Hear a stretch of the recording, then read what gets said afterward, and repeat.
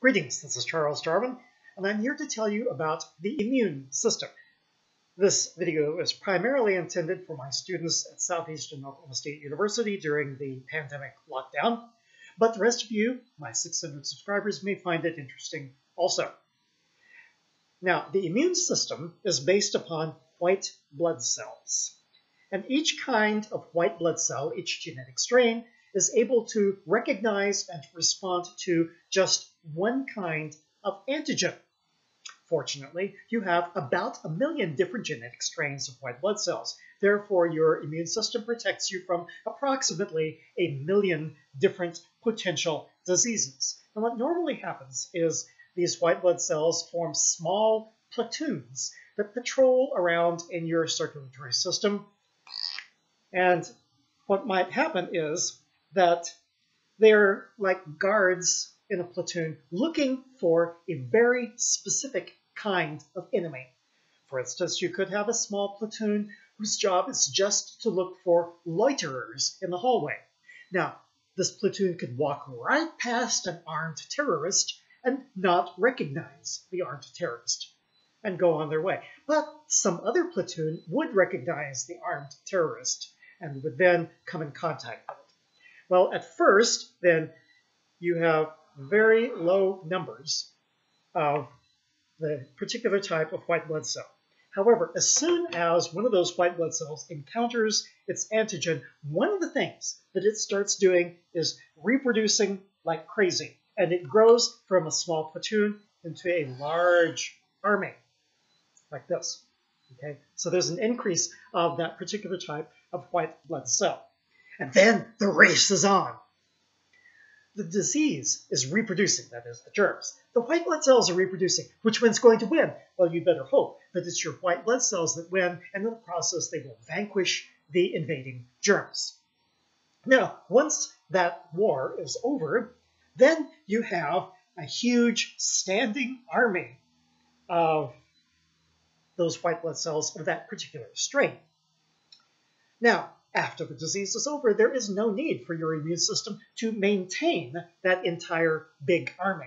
And so it begins to decommission some of those white blood cells. So it reaches a maximum and then begins to decrease, like this. Okay, now, as it's decreasing, it does not decrease all the way back down to its original small platoon size. Instead, it decreases from being the size of a large army to being the size of a small army. So it would then look like this. Instead of being down here, it levels off to up here, this level. This is what gives you immunity. You are now immune to that particular disease. And the reason it works this way is because the next time you encounter that same antigen, there's a lot of white blood cells, not just a few, but a lot of white blood cells that are ready to start reproducing and fighting against the disease. And so the response happens very fast, like this. Okay? And that means that the response of your immune system this time is so fast that you don't even know you were ever sick. That is what causes you to be immune against the diseases. I'm making this video on the 31st of March, 2020, and while I'm speaking, there are about 800,000 cases of coronavirus worldwide. Most of those people are going to survive, and it's because their immune system is able to mobilize white blood cells against that particular strain of virus.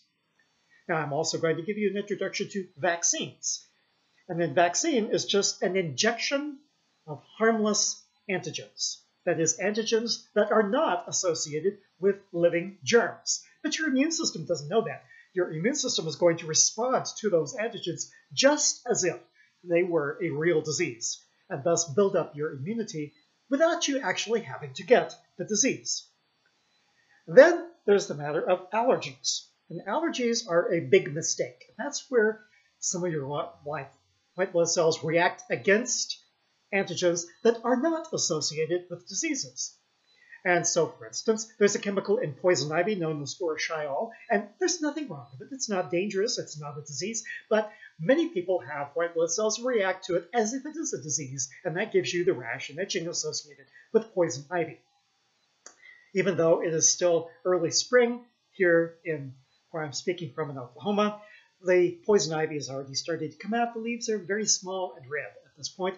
And it's really a good idea for you during this pandemic to get out in nature and to enjoy the outside world. But watch where you go because the poison ivy is beginning to come out.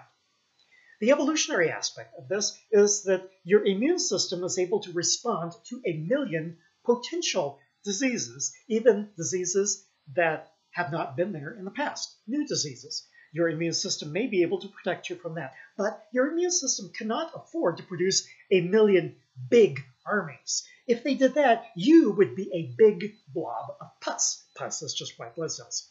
But instead, it has 1 million platoons, any one of which is able to build up into a big army if the need should arise. This is Charles Darwin. Tally ho, and amen.